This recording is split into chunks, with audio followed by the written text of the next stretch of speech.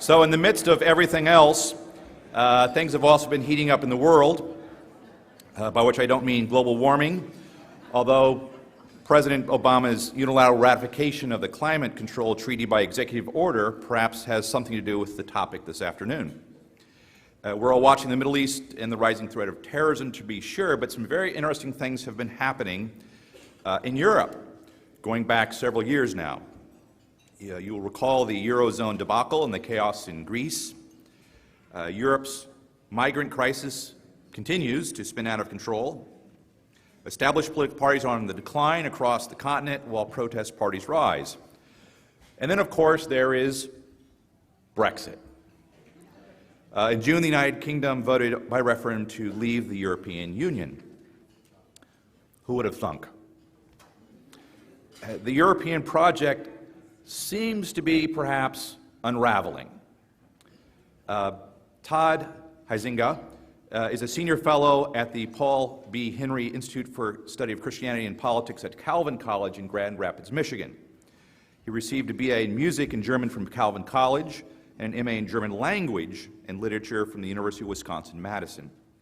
He's the director of international outreach for the Acton Institute and has served as a U.S. diplomat in Luxembourg, Belgium, Germany, Mexico, Ireland, and Costa Rica, in addition to the European Affairs Bureau of the United States Department of State.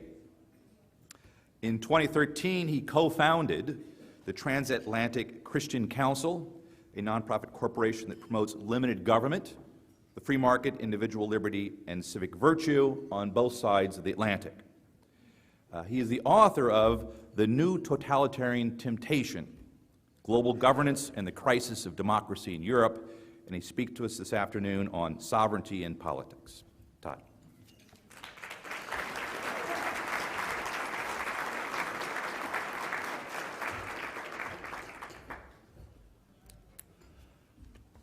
Thank you, Matt, President Arnn, ladies and gentlemen. It's a great honor for me to be here, especially, I have to say, as a Michigander, not Michiganian. Most Michiganders say Michigander, not Michiganian. As a Michigander born and raised in Grand Rapids, Michigan, and now living again in the Grand Rapids area after 20 years as a diplomat in the Foreign Service, I'm delighted and honored to be here in Washington, D.C. at an event of Hillsdale College. Not only one of the finest colleges in Michigan, I would have said the finest college in Michigan, but I'm affiliated with Calvin College, which is in Michigan, so I can't say that. Not only one of the finest colleges in Michigan, but truly one of the finest colleges in the entire United States. I can tell you that my wife and I, are already kind of planning out where our daughter, who's 15, our youngest daughter will go to college, planning her life for her and all that, as parents do. And we're already doing our best to nudge her toward applying for Hillsdale. And I was going to say toward going to Hillsdale, but then President Arnn was talking about how difficult it is to get into Hillsdale. So that struck a little fear in my heart. So now I'll say to apply to Hillsdale, which I hope she'll be accepted. Anyway. Yes! Fantastic. This is excellent. Ladies and gentlemen, sovereignty, especially American sovereignty, stands in the way of a better world that we could all have. It keeps us from building the institutions that we need to achieve full respect for human rights globally. Self-government is a myth. What so-called self-government really does is perpetuate the oppression of the marginalized and the weak. The American obsession with America is a major obstacle to transforming the world. These are the inescapable conclusions of the worldview of most of our compatriots on the American left and the majority of our allies in Europe. Thus, it is fortunate that many people never reach the inescapable conclusions of their foundational beliefs. Nevertheless, we cannot ignore the volatile instability of living in a world in which political differences among compatriots and allies are no longer based on different perspectives within a shared worldview, but rather on diametrically opposed presuppositions about first things, about what is good, what is true, and what it means to be human. In this talk, I will try to get to the roots of the conflict between the idea of democratic sovereignty and its principal, though insufficiently noticed, ideological rival of the last 20 or 25 years, the global governance ideology. I will outline how supranationalism, governance above the nation-state level, how that functions in the European Union, which is the only existing model of how a regime of global governance might actually work. I will discuss the European Union's vision for the world at large, a world organized and pacified via structures of global governance. Then I will do my best to describe how this EU vision clashes with the American vision of democratic sovereignty and present one major aspect of the deeper worldview roots of this transatlantic disconnection. And finally, I'll try to explain why and how a trickle-down postmodernism, a deeply relativistic denial of objective truth, is translating into an intrusive globalist vision of a new human rights achieved and enforced by global governance. Throughout, my plea is for democratic sovereignty, anchored in a humble respect for truth and a recognition of the limits of politics as the only basis for realizing self-government in justice and freedom. First, a clarification. By sovereignty, I just want to say this, I mean the understanding of national sovereignty on which the American experiment is based. The idea that self-government is rooted in the nation-state and accordingly that the Constitution as our basic law trumps any international law that might contravene it. In the arena of international affairs, national sovereignty does not mean any sort of splendid isolation, nor does it mean the renunciation of international cooperation. Rather, it simply means that the United States insists on its right to participate in international affairs as a sovereign nation-state. It means that the U.S. government is responsible primarily to its own citizens, and that its powers are circumscribed not by the desires of other nations, but only by its Constitution, which the American people accept as the basic law against which the legitimacy of all other laws, treaties, and agreements must be judged. And here, as we've heard many times during this conference, the concept of we the people is key. In the U.S. system, sovereignty resides in the citizens, endowed by their creator with certain unalienable rights. Sovereignty does not reside in the government. The power and authority of the U.S. government are derived from the American people and the American people alone. This is what Hudson Institute scholar John Fonte, who happens to be in the audience today, calls Philadelphian sovereignty or democratic sovereignty. Democratic sovereignty is the sovereignty of a self-governing free people. Democratic sovereignty is the heart of the model of government elaborated by the framers of the U.S. Constitution and America's most precious gift to the world. But there is a problem with this precious gift to the world. Democratic sovereignty entails limited government, and thus limited ambitions for government. As it happens, democratic sovereignty is also rooted in a traditionalist and essentially religious, essentially Judeo-Christian worldview. For the most part, neither the American left nor our European partners advocate this type of limited government, and they certainly do not hold anything resembling a traditionalist worldview in general. In fact, most of our closest allies in Western Europe, and they are our closest allies in Western Europe, I want to emphasize that. Most of our closest allies in Europe belong to an organization whose very reason for being is the rejection of sovereigntist limits on government, namely the European Union. To be sure, with the Eurozone crisis, as Matt mentioned, the refugee crisis, widespread terrorism, and now Brexit, the European Union is in deep trouble. Because of these crises, the words European Union are on everyone's lips. But despite all of the attention it has attracted recently, very few people really know much about the EU. In fact, very few people have the foggiest idea what the European Union is, and that is understandable. Why is it understandable? Because the EU is unlike any other international arrangement. Although economic integration was the European project's starting point, the EU is much more than, say, a free trade area like NAFTA. Neither is it like any other international organization that might at first seem comparable. Take the Organization of American States, the OAS. The U.S. belongs to the Organization of American States. Both the EU and the OAS are regional organizations. And just as the OAS is virtually pan-American, so the EU is close to being pan-European. But the similarities between the OAS and the EU end there.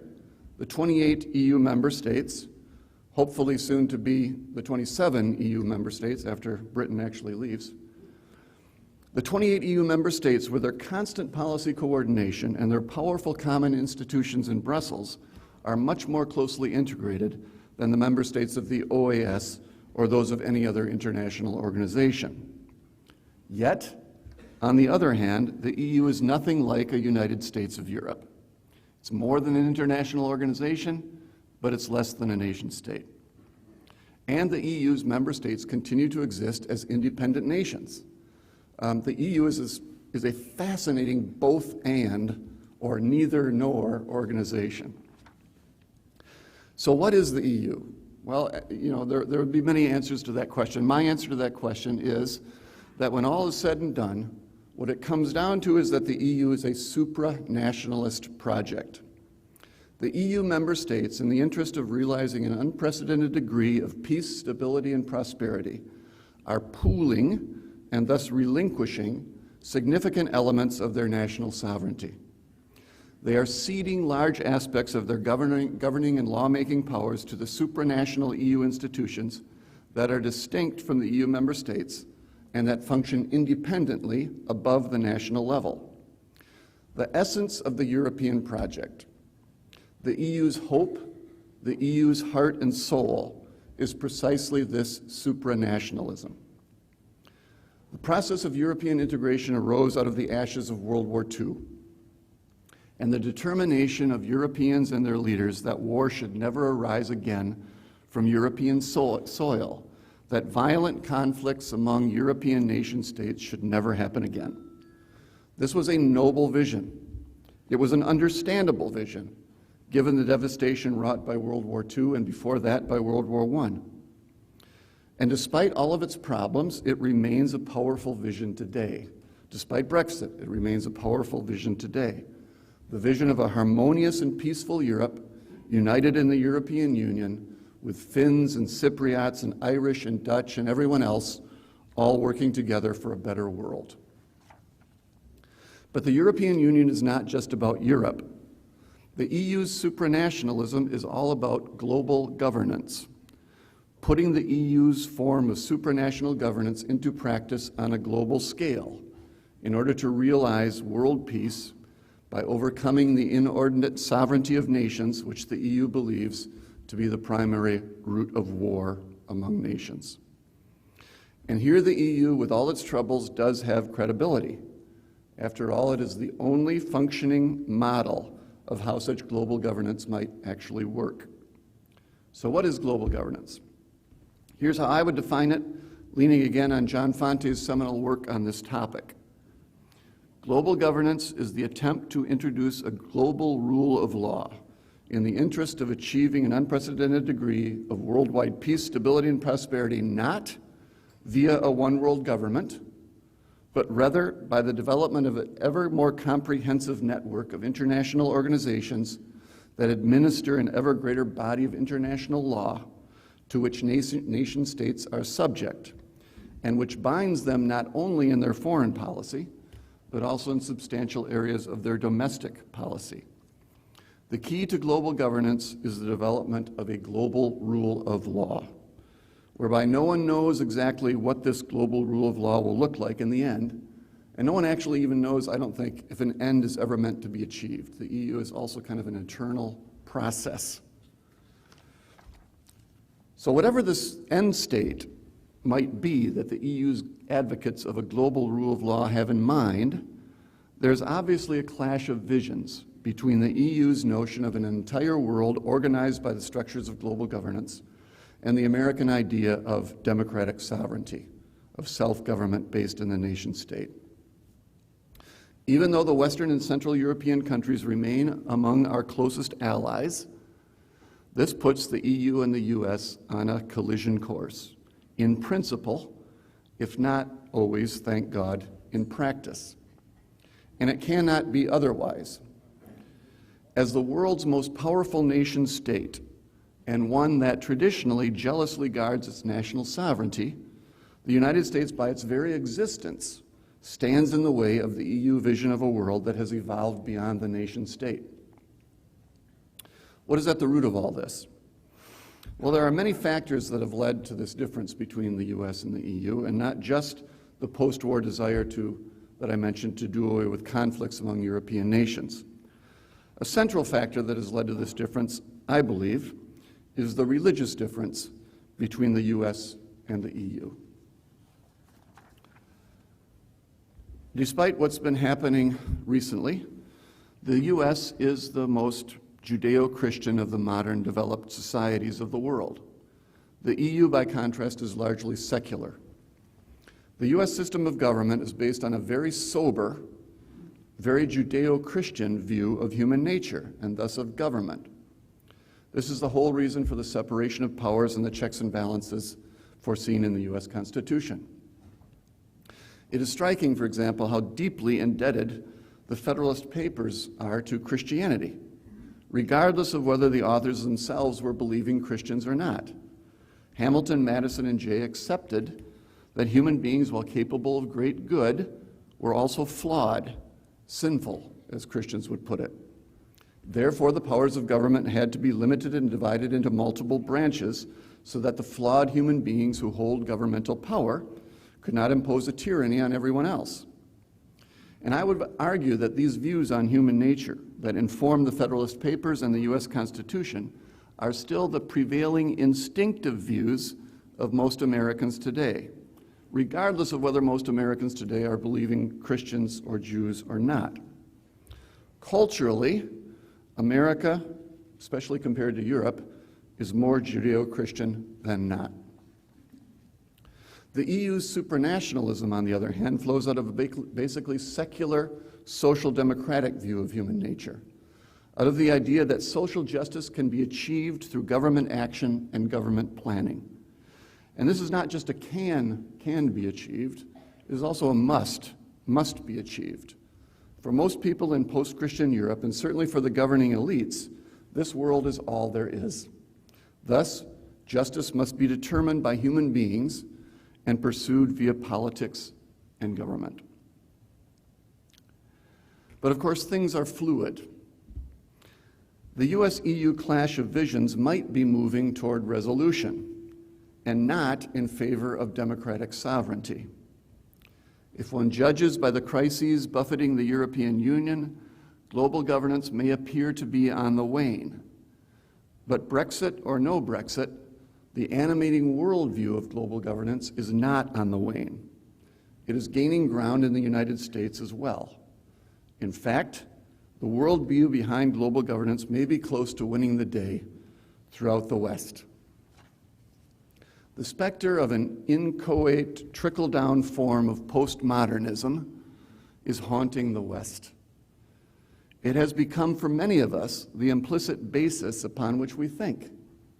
A standard definition describes postmodernism as, I quote, characterized by broad skepticism, subjectivism, or relativism, a general suspicion of reason, and an acute sensitivity to the role of ideology in asserting and maintaining political and economic power, close quote. This type of subjectivistic relativism, this suspicion that truth is not really truth, but simply the tool of the politically and economically powerful, has seeped into virtually all areas of life. This inchoate postmodernism rejects the idea that there is any truth claim that can command greater allegiance than the feelings or opinions of any individual or group, especially if the individual or group is deemed to be oppressed or disadvantaged. Reality itself is nothing more than what each individual or group feels it to be. Individual choice and group identity reign, and reality can and must be reshaped in the service of individual choice and group identity. Ultimately, the only thing that is objectively true is my subjective assessment of what is true for me. And in the sphere of international politics, very interesting development. In the sphere of international politics, the spirit of postmodernism has seized the opportunity presented by the end of the Cold War for new ways of thinking about world order. In the last 25 years, political postmodernism has shunned the old certainties of modernism, the belief in reason and in the knowability of truth, for example, in order to create space for a new view of politics. Political postmodernism has gone a long way toward bringing about a transvaluation of all political values, a deconstruction and redefinition of political categories associated with modernity, such as, for example, the nation-state, national sovereignty, international law, and human rights, in order to assert a new post-national view of governance and a new kind of human rights based on a denial of truth and on a commitment to the absolute autonomy of the individual and the absolute priority of free choice. No longer does human rights mean the right to live, speak, and act in accordance with the unchanging truth about human nature, in accordance with that which promotes human flourishing. Rather, human rights now stands for the right of the atomized individual to transform himself or herself in whatever way he or she chooses, and to be liberated from the constraints imposed by the truth claims of others. Global governance and the new human rights serve as the twin pillars of this post-Cold War political postmodernism. They are interdependent. Without global governance, there can be no global realization of the new human rights. And without the new human rights, global governance loses much of its purpose. The Belgian-American social critic Marguerite Peters has characterized this intertwining of global governance and the new human rights as the new global ethic. This global ethic, like the EU and the global governance movement, is again a child of post-modernity, the basic tenet of which is, and I quote, that every reality is a social construct, that truth and reality have no stable and objective content, that in fact they do not exist. Close quote. As Peters puts it, human rights, as understood in the global ethic, promotes the liberation of man and woman from the conditions of existence in which God has placed them. Personal autonomy trumps all outside constraints and truth claims, since the individual, in order to exercise his right to choose, must be able to free himself from all normative frameworks. In fact, the right to choose, as Peters observed, has become the fundamental norm governing the interpretation of all human rights. Human rights are now defined as the right to choose. But aren't human rights good? For that matter, isn't freedom of choice good? Who could possibly be against human rights and freedom of choice? Yes, human rights rightly understood and freedom of choice rightly understood are inherent and inalienable. But what you believe about human rights depends on what you believe about human beings. And here we've seen that the worldview change to postmodernism that I've just outlined, namely the turning away from a basically Judeo-Christian culture to one rooted in relativism, has profoundly affected the idea of human rights. Based on the notion of the absolute autonomy of the individual, the notion of choice taken to its ultimate extent, the new human rights are transformative and liberationist. Unsurprisingly, the new human rights center exactly on those human rights that Western secularists seem to care most about. Women's rights, defined as the right to choose, children's rights, under the framework of the autonomous child who should have freedom of decision, and LGBT rights. The ideas of transformation and liberation are central here. Just as the global governance movement seeks to transform the world in the globalist's image, liberating peoples from their traditional allegiances to local communities and nation states, the postmodern view of human rights promotes a redefinition of people as autonomous individuals who can choose to transform their very nature, and in so choosing, not only transform themselves, but also liberate themselves from the constraints of traditional social bonds. In the case of women's and children's rights, liberation from the constraints of the family is a core concern. In the case of LGBT rights, the transformative aspect is central. The concept of the flexible, self-defined gender identity overrides even the empirical reality that every human being is either a man or a woman. But ironically, such radical transformation and liberation, such total freedom of choice, cannot be brought about without the significant exercise of government power, or at the very least government suasion, in suppressing the truth.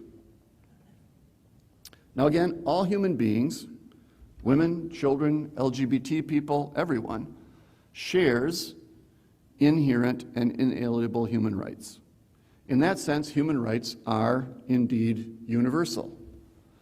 But the notion of the universality of human rights serves a fascinating function in promoting the human rights of unlimited freedom of choice. Let me quote from a statement of EU foreign ministers from 2013 entitled, "Guidelines to Promote and Protect the Enjoyment of All Human Rights by Lesbian, Gay, Bisexual, Transgender, and Intersex Persons." This statement states that, I quote, "The EU is committed to the principle of the universality of human rights and reaffirms that cultural, traditional, or religious values cannot be invoked to justify any form of discrimination, including discrimination against LGBTI persons." This statement was approved by all of the EU foreign ministers, including, basically Catholic countries like Poland, approved by all of the EU foreign ministers. And it declares LGBTI rights to be absolute and valid in all contexts, while relativizing cultural, traditional, or religious values. It is truly ironic how religion, which in the West is the primary source of the idea of objective truth, is declared by relativists to be of only relative subjective validity, while LGBTI rights are given the status of objective universal truth by the unwitting proponents of a worldview that denies that there is objective universal truth. So clearly, the new human rights are a non-negotiable priority of the global governance agenda. But a gaping hole of uncertainty has opened up because the new human rights are based implicitly on a rejection of anything that has traditionally claimed the mantle of objective truth. Since objective truth has been rejected, everything traditional, everything religious, everything true is now up for grabs, including the question of what human rights are.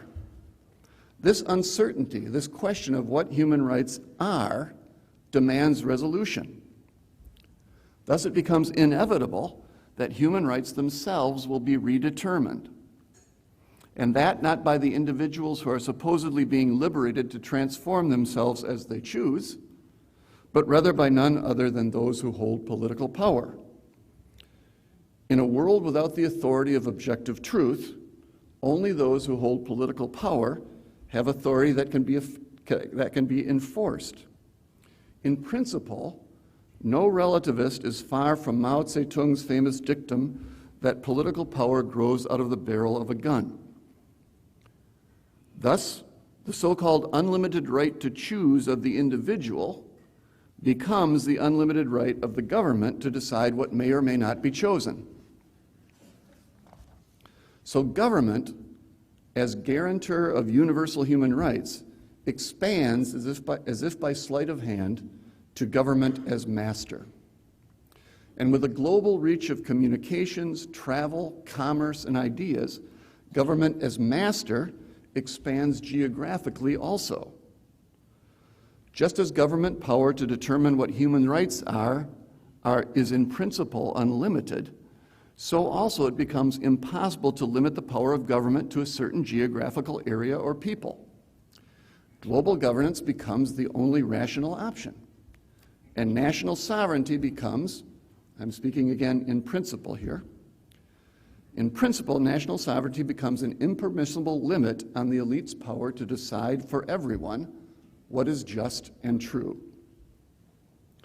And so, the postmodern political project thus unmasks itself not as a benign desire to improve humanity's lot, but instead as an unlimited power grab to define truth and justice under the banner of universal human rights.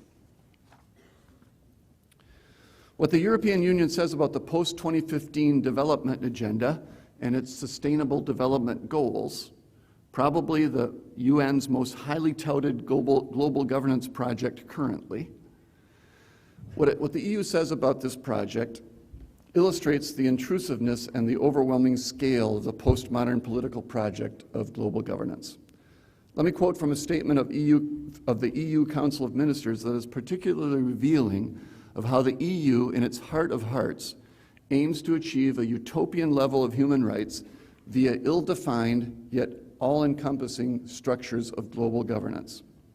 I quote, "The post-2015 agenda should therefore integrate the three dimensions of sustainable development in a balanced way across the agenda, ensure coherence and synergies, and address interlinkages throughout the goals and targets.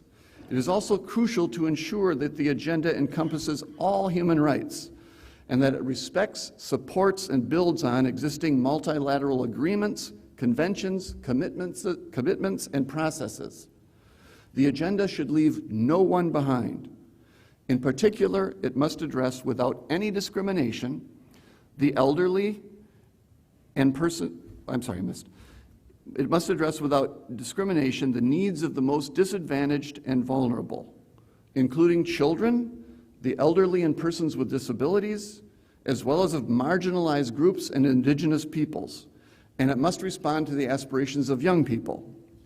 We should ensure that no person, wherever they live, and regardless of an ethnicity, gender, age, disability, religion or belief, race, or other status, is denied universal human rights." End quote. I want to here stress that this was by the EU Council of Ministers, which is the EU institution where the member states are represented.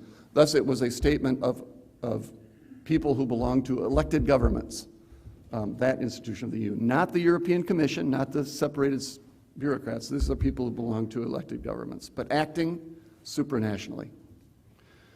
So as you can see, here, governance, politics is universal, global, all-encompassing, and comprehensive.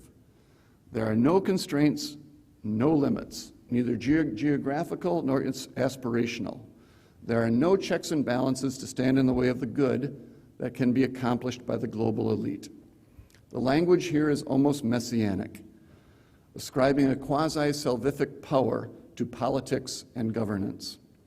It sets aside the West's traditionally Judeo-Christian recognition of human fallibility for the notion that via activist global governance, the world can be transformed and human beings liberated from the constraints of tradition, culture, and religion.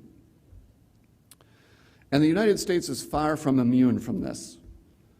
Our system of self-government is eroding from both ends. On the one end, our freedom internally is being undermined by a crippling regime of political correctness. At its core, I believe that political correctness is postmodernism as manifested in identity politics. The elites of each group, in defining that group's identity, become the arbiters of that group's own version of the truth, of its truth about itself. For each group, there is no objective truth distinct from that group's identity. And the justice that each group demands is that society at large not only recognize, but also support in language, thought, and legislation that group's self-definition of its tribal truth. We see this now especially in the LGBT rights and gender identity movement, and in the resulting challenges coming from all corners to the religious liberty of traditional Christians. We see it, by the way, also in the Black Lives Matter movement, where it becomes unacceptable to challenge Black Lives Matter group's ideas about the status of African Americans in the United States and what's happening in the United States. So while our freedom of language, thought, and legislation is being undermined on the one end by political correctness, on the other end, our national sovereignty is under assault by a fashionable globalism, which is a particularly American version of the global governance ideology. Supreme Court justices cite foreign court rulings as support for their judgment on American constitutional questions. Left-wing NGOs push unofficial, tendentious interpretations of UN human rights agreements to assert rights heretofore non-existent in U.S. law and jurisprudence, and implicitly to deny Americans constitutional rights if these constitutional rights conflict with the new human rights. In my view, our situation is the following. Whether we want to be or not, we who believe in self-government are engaged in a battle that goes much deeper than mere political differences. In the U.S., in our domestic politics and in our relationship with our European allies, we can no longer rely on a basic Western worldview consensus. We can no longer safely appeal to truth, objective truth, or to normative claims about human nature. The Judeo-Christian view of an unchanging human nature embedded in tradition, religion, community, and family, the worldview that grounds self-government in the West, no longer commands the general allegiance of our Western societies. And the partisans of the postmodern political project of global governance and the new human rights are committed to a radically secularist view of the virtually unlimited malleability, changeability of human nature according to each person's choice, essentially independent of traditional institutions and social relations. As I said earlier, there are no limits, no borders in the rhetoric and preferred practice of political postmodernism. There are neither national borders nor limits to the powers governments should wield in the non-negotiable pursuit of universal human rights. The contest between democratic sovereignty, self-government, and global governance is a zero-sum game, as John has written. The two are implacably opposed, and democratic sovereignty, anchored in a humble respect for truth and a recognition of the limits of politics, remains the only basis for realizing self-government in justice and freedom. Whether we want to or not, this battle of worldviews is a fight that we cannot avoid. It is a fight for self-evident truths, for objective truth and reason as bases for tolerance, communication, and persuasion across differences, and for the idea that government derives its powers from the consent of the governed and not from the elites who know better. We are in this battle, so let's engage in it, and let's do so in a way that seeks the good not only for ourselves, but also for our opponents. Thank you very much.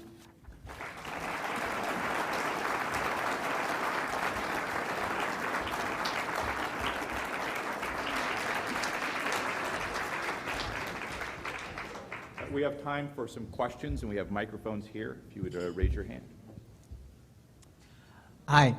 Thank you so much. Tyler O'Neill with PJ Media. My question is, how would you differentiate? So you linked the postmodern view of society to this global governance idea, but some might counter that the basic idea of natural law and the way that even the American Constitution was developed historically came from international laws and governance that were developed in the scholastic period, in among the Spanish scholastics and forward into our own day. So there could be an argument that, to a certain extent, global governance has been a project of the West, and that we're trying to bring about the objective truths of natural law in the interaction between nations. How does that differ from global governance as you see it in this movement, and why is that so important to know that difference? Thank you. Thank you. Yeah, as I said, in the international arena, the fact that America engages as a sovereign nation state in world politics does not mean that we're isolated from the rest of the world, nor does it mean that we have any aversion at all to international agreements. It simply means that we participate in international affairs as a sovereign nation state that governs itself. And so the United States has nothing against international law that it is recognized as legitimate by signing and ratifying treaties and other agreements, so long as there are no stipulations in that agreement or treaty that violate the U.S. Constitution. The U.S. Constitution has to remain our basic law because we have, as Americans, have decided that that's a basic law. Now, there have been, there's always, I think, utopian elements, let's say, in thinking about politics and governance. And this, I think, is the reason for the very interesting and very, very sensitive, very difficult connection that there is between religious faith and politics. I, for example, do not believe in a Christian America. Obviously I'm a Christian, but I don't believe in a Christian America. Nevertheless, I think it has to be obvious to everyone that because politics is about ordering the world in order to achieve the greatest good for humanity, politics is all about similar questions to religion, namely what is good, what is humanity, etc. So there's always been kind of utopian impulses, okay? But the idea of kind of an overarching one world governing structure that would be very, very different, let me emphasize again, from a one world government. That's not what I'm talking about. The idea of kind of organizing the world via an ever-growing web of international institutions, administrating an ever-growing body of international law, that is a utopian idea that goes far beyond the traditional thinking about international law and international relations in the Judeo-Christian West. It's utopian, and it totally flies in the face of the Judeo-Christian recognition that human beings are limited and flawed, and that politics is not the way to salvation, that politics is not the way to heaven on earth. Now, global governance and human rights. I think you're absolutely right that there's not a necessary connection between global governance and the new human rights.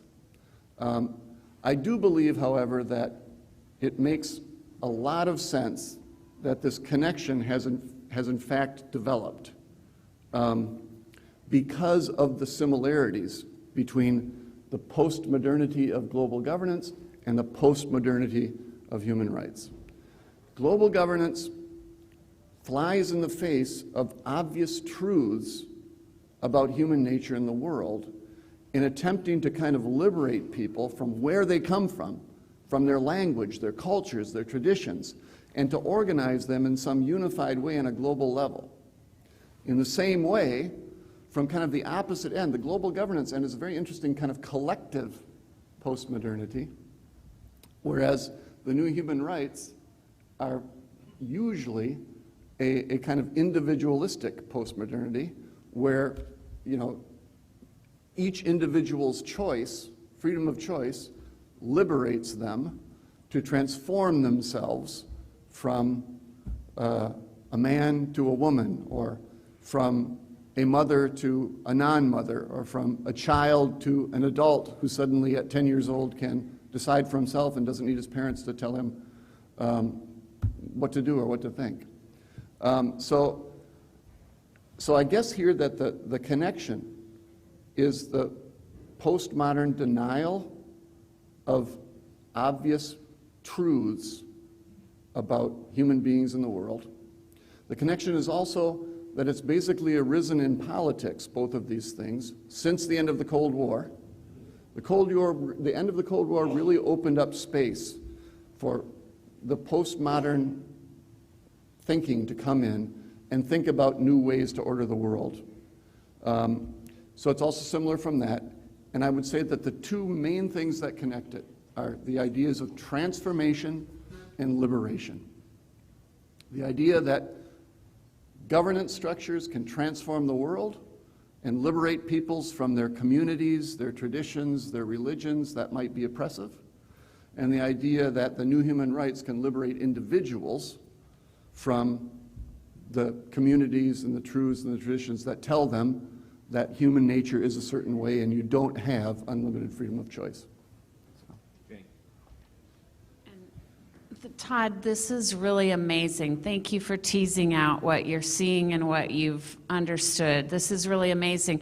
So many of us are thinking about 53 days from now and the choice that Americans will make between Trump and Clinton. How is what you're seeing in this big battle evident in the two choices that Americans are going to have? Yeah, that's a very, very good question.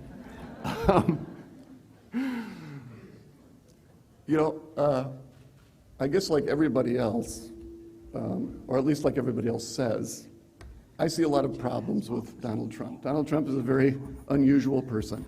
I happen to like, as a really polite Midwesterner, I happen to like Donald Trump's very impolite New York humor, actually. I think that's great. But he's a very problematic person.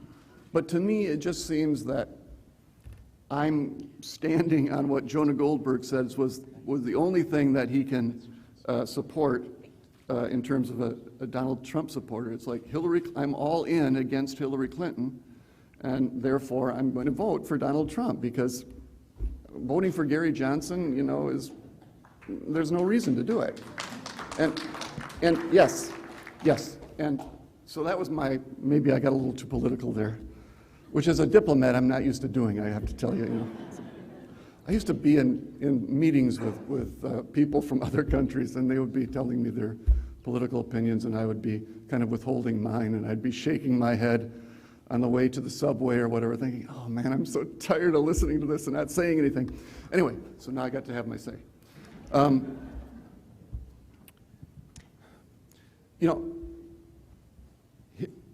Hillary Clinton is a representative of the American left. And I believe that most people should take politicians at their word. That most politicians, even ones who care about the polls more than others, usually say what they mean. And that there's no reason to believe they don't mean what they say unless you have a specific reason not to believe that.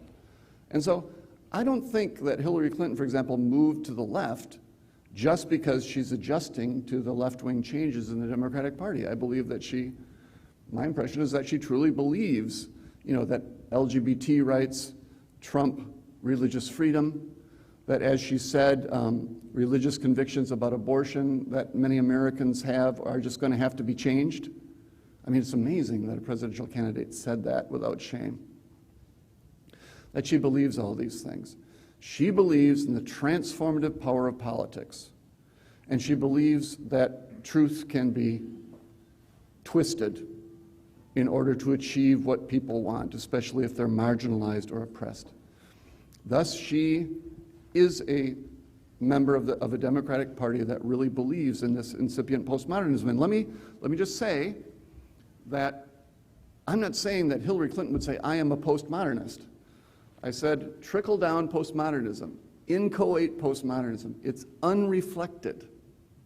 But if you try to get to the roots of what people are thinking, I think it is a trickle-down postmodernism. And Hillary Clinton fully represents that. Donald Trump does not. We'll have one last question, briefly. This was predicted I think in principle by C.S. Lewis in The Abolition of Man. What you've talked about, it seems to be the actual practical fulfillment of it. They called it the Masters, and that the abolition of man turns out to be man's conquest of man, a rebellion of the branches against the trees. How do you see that? And I'm sure you're familiar with the book, right? I didn't quite, there's something wrong with the sound there. I didn't quite. C.S. Lewis predicted this in Abolition of Man? Yes. In the early 40s, I think. Yeah. He called it a rebellion of the branches against the trees because the principles that we apply to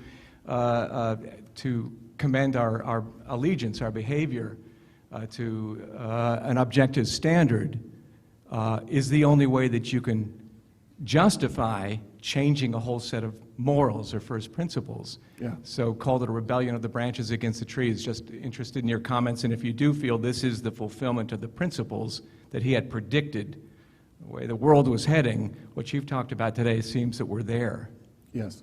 Well, yes, I think that C.S. Lewis was incredibly prophetic in The Abolition of Man, and I think we've come a long way down that road. And yes, that is basically what I'm saying. However, I also want to say that I really don't believe that we should engage too much in pessimism, strangely enough. I believe that we should fight for the truth, that we should fight, that we should dare to say the obvious, that we should have arguments to support what we say about the obvious. And I really do believe what I said at the end, that when we engage in this battle of worldviews, that we have to do so for the good of our opponents as well. And that I do believe deeply that there is no reason for any of us to think we are any better than LGBT people or intersex people or Democrats or anything like that.